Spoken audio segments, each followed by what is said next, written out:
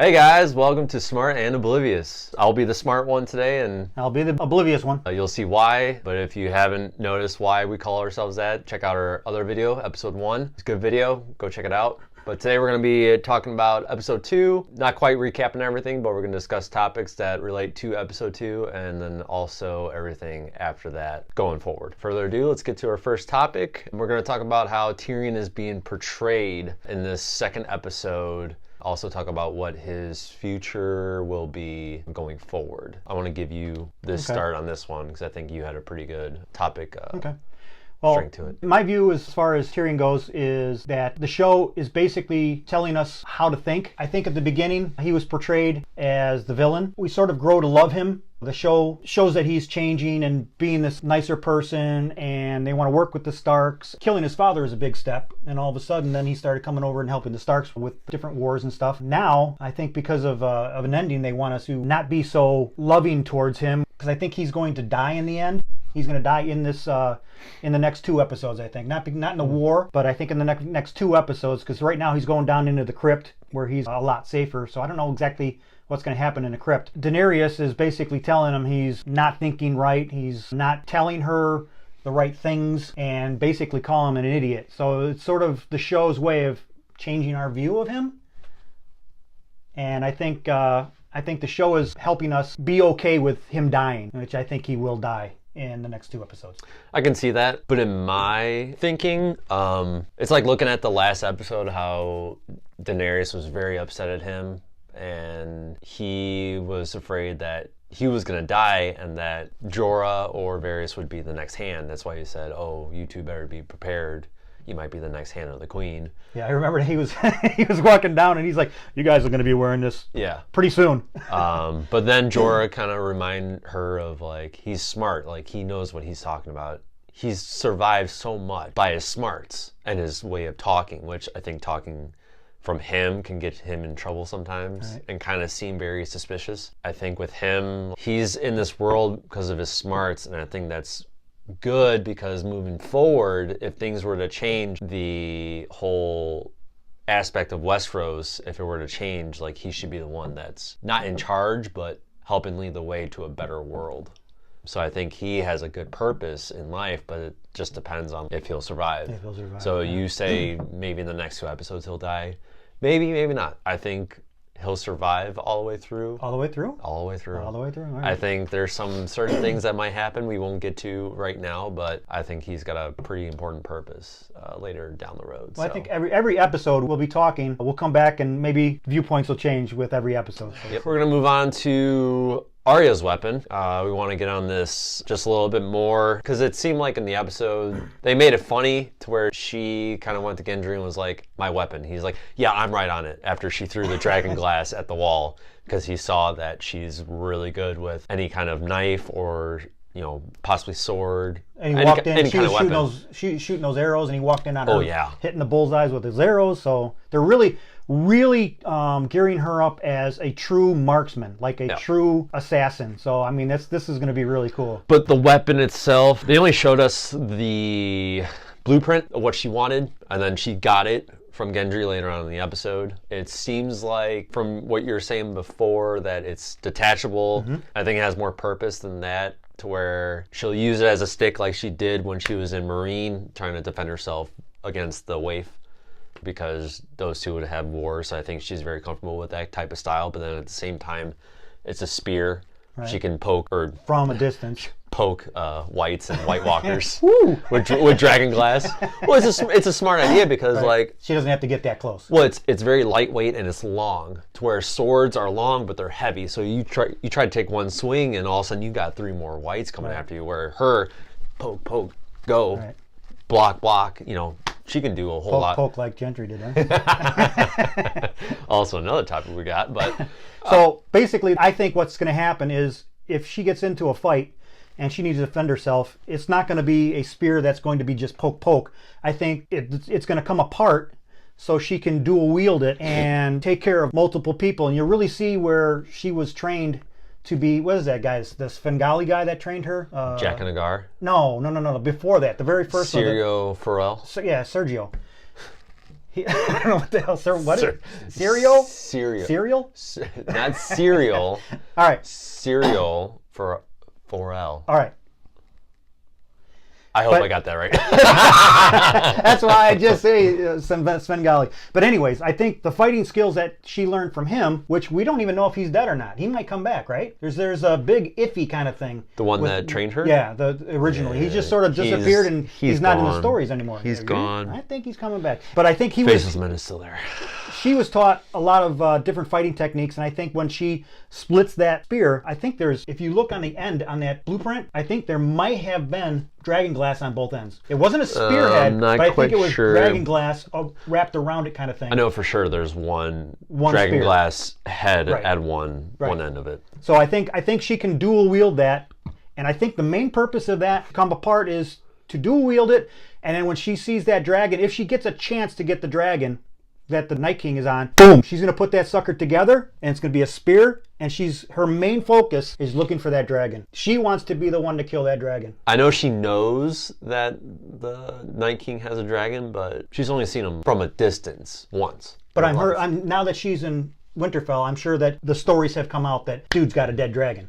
Yeah, so maybe. I think she went down to get a weapon specifically made for killing that dragon. But I don't think she even knows how to kill a dragon, because like everyone there, the only person that knows how to hurt it is from Dany, because she was the one that witnessed when, well, Jaime's there too, so he knows, but they used the scorpion bow, slingshot, whatever you want to call it, with the huge arrows. It hurt him, but it didn't kill him. But and another purpose of the spear, if I'm wrong with the dragon, I think the other purpose of the spear is to go after the mountain. And I think she needs to get not anywhere close to the mountain, so she needs a longer spear, and she's going to poke the mountain, and the mountain's on her list. Sorry. Hopefully it's not the other way around. So it's what? Ow! That's some stretching. So, anyways, it's either the dragon or it's the mountain that she's going to kill, because the mountain's on her list. Cersei's on her list. So next we got Arya's sex scene. I think a lot of people, well, I knew, because last episode that we talked about, I figured that they two would hook up. After seeing what they were just giving each other eyes. It was just like, it's going to happen. And I thought for sure it was the Hound. That was just joking. Yeah, because him sitting there and they're like, "What are you doing?" That's like, you were trying to be funny with the mountain. I was trying to be funny with the Hound. I think a lot of people were excited about this. Excited wasn't the word. Wait. What? I wasn't excited about it. I was like, oh my God. About Gendry and Arya? Yeah. Why not? When she started saying all that stuff, I'm like, oh my God. Oh my God. I thought she was 12 still. I didn't even want to look. I view Arya as 12. I'm like, how old is she? I'm not sure how old they are. It's like when you see your neighbor growing up. You don't have any thoughts of anything, even if she's the most beautiful girl in the thing. She's 22.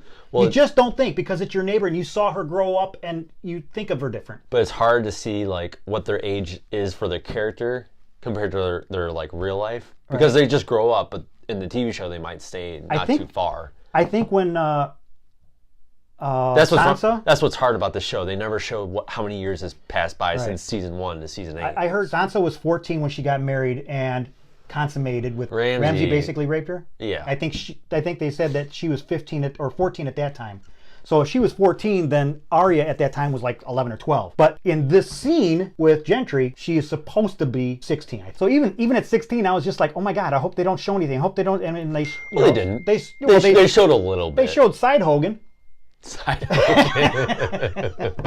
mean, they didn't show nipple, but it's like, I don't want to see that crap. I think it was nice because Arya did an interview not too long ago. I think it was like a couple of days ago with someone, and they talked about the sex scene. And she mentioned that she thought it was good for her character, because her character's always been this, I'm an assassin, I'm a spy, I'm taking things seriously. I'm 12. I always saw her like, how can you be this great sister? Well, not just that, but the fact that she hasn't had a life. Right. Ever since she was a kid, like at the beginning of the show, her dad died, and then she had to go run off and play this whole part where she had to grow up, basically. Oh, she had a tough upbringing. Out of anybody, I mean, she was getting the shit beat out of her. And she went through a lot of stuff where she didn't have a life. She didn't have friends. She didn't have family most of the time. She was being hunted by the faceless man and that freaking chick.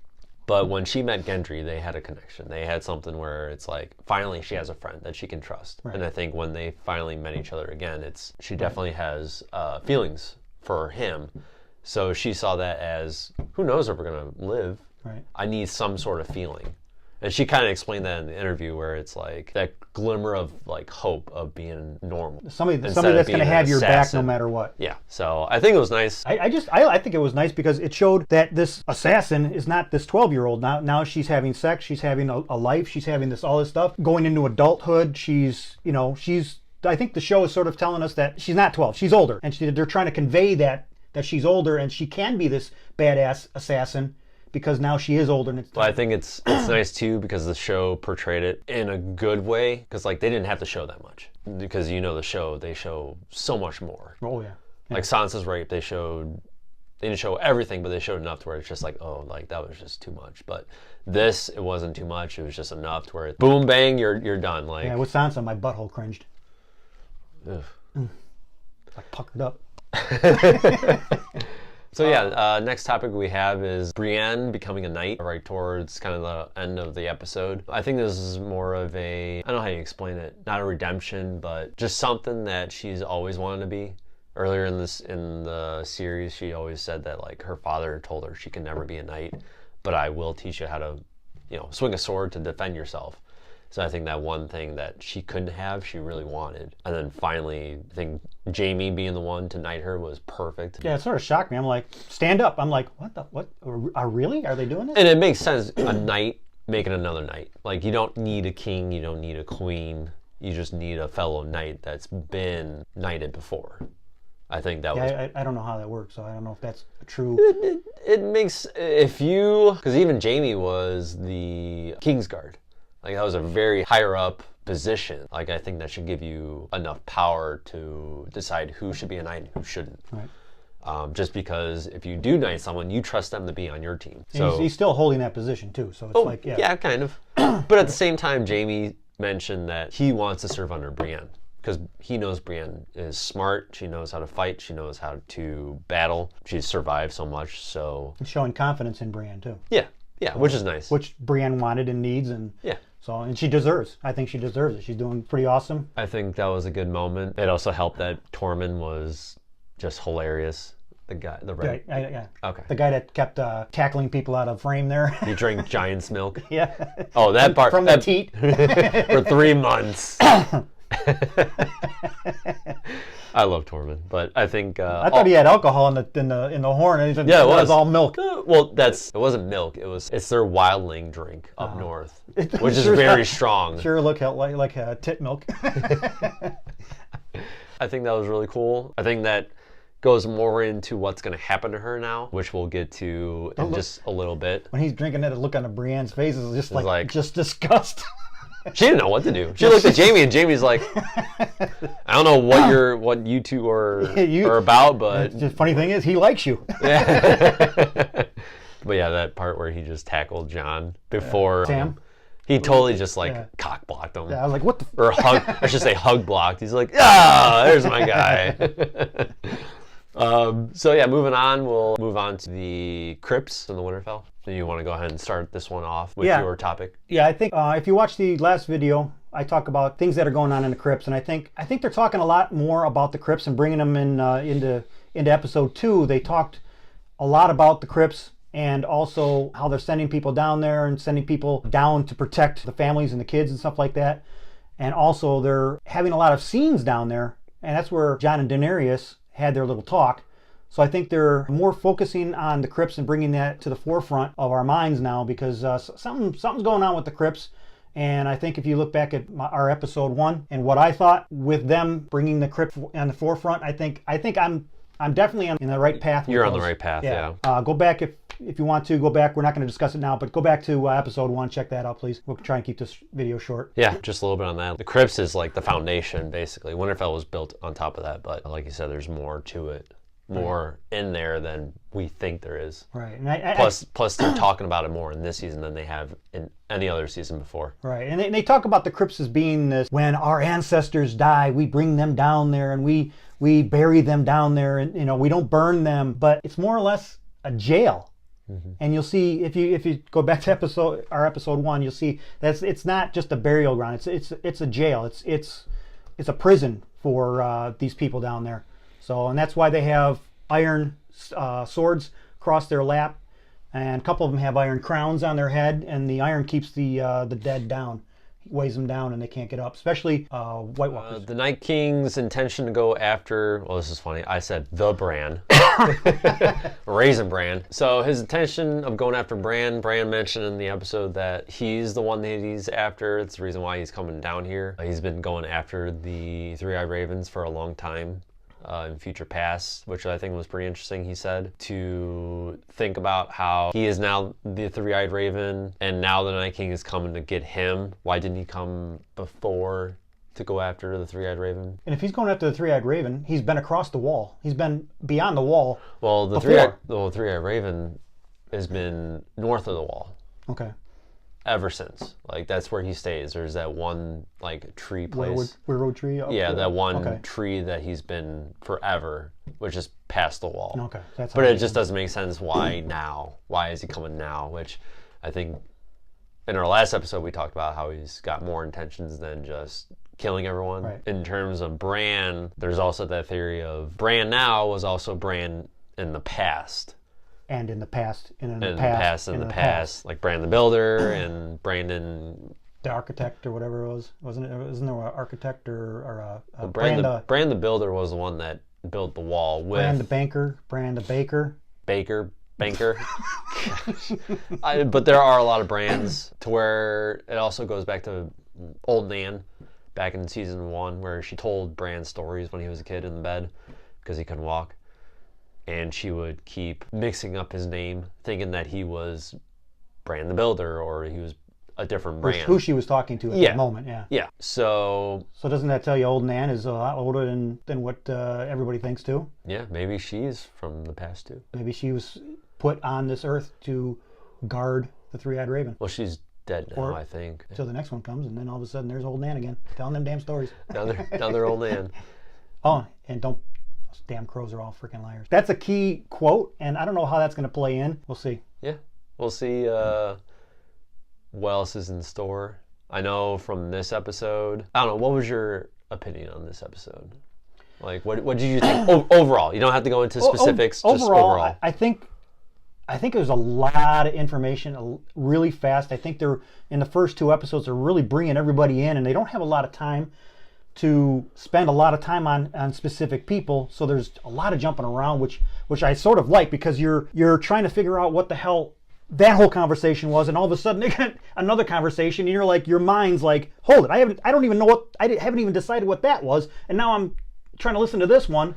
So I think it's really good because it makes you go back and watch it and really think, because everything was happening so fast, but it has to, because we only have 4 more episodes. I think, in my opinion, this was a filler episode. They had to waste time to set up episode 3, which will be the big battle. Mm-hmm. So they want to make sure that episode 3 is a really good episode. And that people episode are 3 is like. going to be an hour and a half, right? Hour and 20 minutes. With episode 2, it was kind of like a lot happened, but at the same time, nothing happened. There was a lot of talking, but nothing really happened. A lot of little important stuff. Yes. Yeah. So. Well, some little, some big. Like Jon finally telling Dany that he's a Targaryen. Right. I think that was big, but I think Sam that stopped. Sam telling Jon on episode 1, and then I think those 2 were big things right there. And I think Arya and Gendry getting together, I think that was Gendry. That was a small big thing kind of thing. So I mean, it's definitely. Do you notice that they did not show Cersei at all?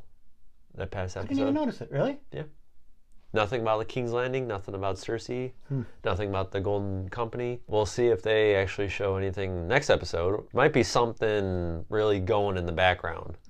Like maybe the Night King might be coming, but at the same time Cersei might come from behind. Like if they do defeat the Night King in this next episode, right? They'll say, "Oh, thank goodness, it's over." And here comes. And then Cersei Lannister just comes in from behind. Here comes the bitch. So I don't know. We'll see. I thought it was pretty interesting that it was an hour episode and not one mention of Cersei. Well, there was mention of Cersei, but there was no scenes with her, no scenes with Euron, nothing from King's Landing. So we don't know what's going on in the background there. But overall, it was a decent episode. But I think once the season is over, that episode will be the weakest out of all of them. I think 1 was a good start, 2 was just a filler. I think the rest is going to be a good... Because they set everything in the plot. They set all the plots up for later on in the season to finish. We'll go on and talk about how Dany will be portrayed throughout the rest of the season, what might happen to her from what's been happening so far. To me, she obviously just has one intention, and that's the throne. Obviously, she's helping with the Great War, but in the back of her mind is that Cersei's still on the throne. She wants it. She'll do whatever it takes to get there. She's only helping because it's serving her purpose. Well, yeah. It's getting her... help her get what she wants. Which was interesting because then the Sansa and Daenerys scene where, they kind of got along at first, and I was like, yeah, this is great, good alliance, and then Sansa comes in and says, what are you going to do with the North if you sit on the... And then Dany kind of just backed away and was like, eh. And Sansa was like, this is my home. Yeah, you can... I'm part of the North, like, you don't take that away from me. We will not bend the knee. Yeah, you can see Dany's just sort of like, you bitch. Yeah. So if they don't make amends, then she doesn't have them to back her up to go back to King's Landing. But here's the thing: why is Dany even bothering to come help when she can just take her dragons, go take the throne, and be done with it? Yeah. But she loves Jon. Yeah. So there is a bit of hope for her. And I think by her coming and helping people is sort of, her throne's like sitting back there with Cersei on it when she can just take it with 2 dragons. She could have taken it with 3 dragons before all that happened. Her intentions are good, but I think it's kind of distracting her. Like, she just wants the throne. She doesn't even think of anything else. Right. She is thinking about the Great War and, like, helping defeat them because or else they all might die. But at the same time, if she's still thinking about the throne, she's going to get distracted and something bad will happen. Yep. What do you think will happen to her? What's your future? We'll go here, and our minds might change down the line. But what is your thinking of what will happen to her? Will she die or will she survive? I think she'll make it through, defeat the Night King. She'll make it through, and as things are calming down with the war, and things are still going on, little skirmishes here, little skirmishes there. We won the war. Maybe Qukslvr or the midget's gonna freaking put something in her back and kill her. Okay. And just go, hey, wasn't us. It must have been blah, blah, blah, blah, blah. She must have got killed in the war kind of thing.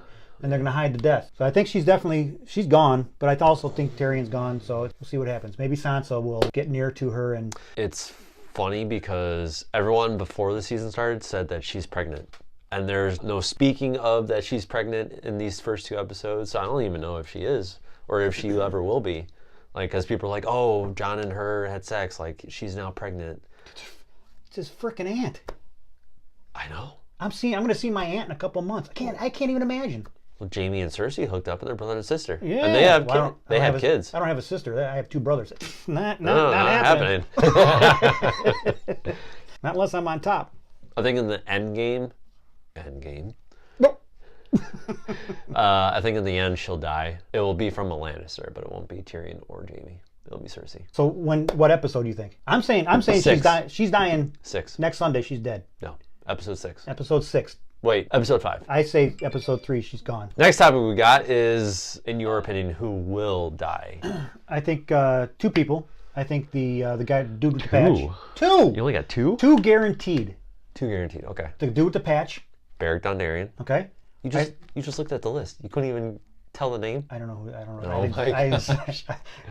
Beric Dondarrion. The dude with the patch and the worm dude. Grey Worm. Oh yeah, he's definitely top of the list. I think those 2 will be definitely gone. I think they'll show him killing constantly. I mean, just walking through. But at some point in time, he's going to slow down and he's going to be trampled on by 12 white, and you're almost not even going to see him die. You're just going to know he's dead. His character shot up the board of death because of how the show is portraying him as, or not portraying, but his character plot is no more. Like, he served Daenerys, he loves Melisandre. Had their first kiss. First kiss, first love, and now he's saying, oh, when we're done with this, we'll move into the sunset and live happily ever after. But why? That's what shows do. But that's clue number 1, that he's going to die. He's got no cock.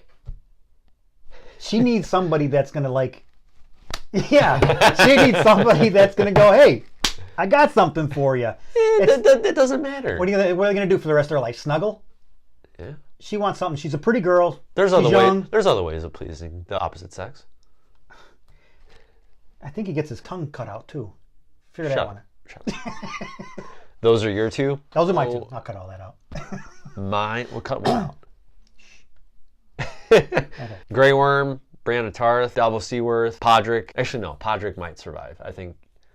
Who the hell's Podrick? Podrick is Brienne's. The guy that sang that song. Yeah, sang the song. I want to find really that song. cool. I want to sign. Really good song. I'm gonna put the song. I'm gonna try to find that song and put it on the end of this video. Click on the link. I think Gendry and Arya will survive. I think they're the ones that will move on to a different, happier life afterwards. Theon will just go. I think he might. Yeah, I can't. If he's protecting Bran. He ain't gonna protect shit. No. Once again. Unless he might surprise us, but Once again, he's got no balls. Shut up. This one is a throw up, but I think Bran might die. I think the Night King will finally get to the Three-Eyed Raven. In the next episode? Yeah. I don't think there will be a purpose for the Three-Eyed Raven. Okay, but Brienne moving first. forward. I don't know who's gonna be first. Who's your first? First. I'm telling you my first. All right, my first against your first. My first is the guy with the hat. Barrick. Yeah. Don Derek. I would go with that, but I don't want to. No, don't go with it. You need to know. I know. I'm just saying. I would agree that he'll be the first one, but Okay. I don't want to say that because that's just no fun. Jamie. Yeah. I'm throwing a curveball in there right now. Oh, Qukslvr. Oh, Oblivious. Jamie. Oblivious is gonna take on Smart on this one. Jamie. All right. And then Arya will take this face. Yeah. And if you look at episode 1, that will fulfill my prophecy. Possibly Sam as well. Nah, he'll be hiding in the crypt. If he's hiding, but I think there might be a chance where Gilly will say, "You need to go fight for Jon. Go up there and fight." He'd be like, Gilly, I don't have a sword.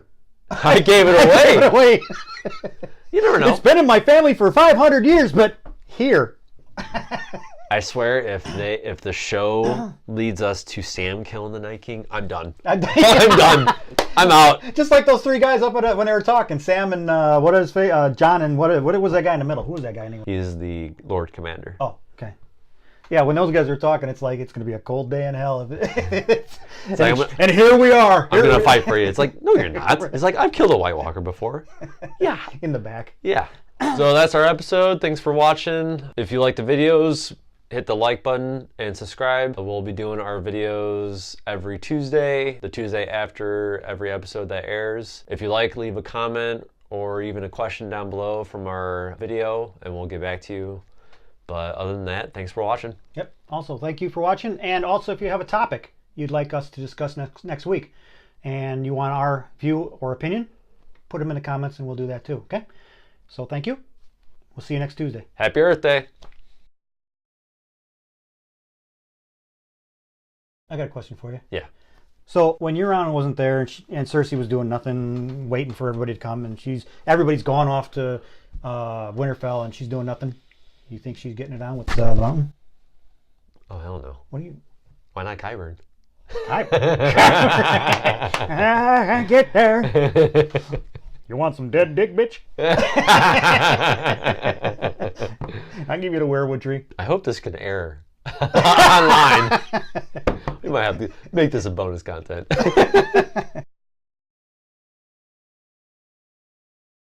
Oh, what? We gotta talk about Heartsbane.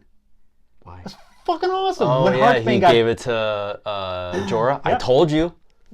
Well, I said I'd like to have it go Oh, to... yeah. And then I know it'll be Jorah, but I'd like to have it go the to Hound. the Hound, yeah. You see the fucking size of that fucking pommel? It's a two-hander. It's a two-hander. That's a fucking four-hander. You see my hands? It's fucking. You could help me swing that shit. Yeah, I don't know how Jorah's gonna do with that because he's older and he likes the. It is Valyrian though. Yeah, which is nice. All right, time is money. All right, I got all the names. Ready? No. Get that out of here. I don't want that shit. Ready? Yeah. I'll wait until you swallow. Nothing more. I don't know where my water went. Hey, let me know when you're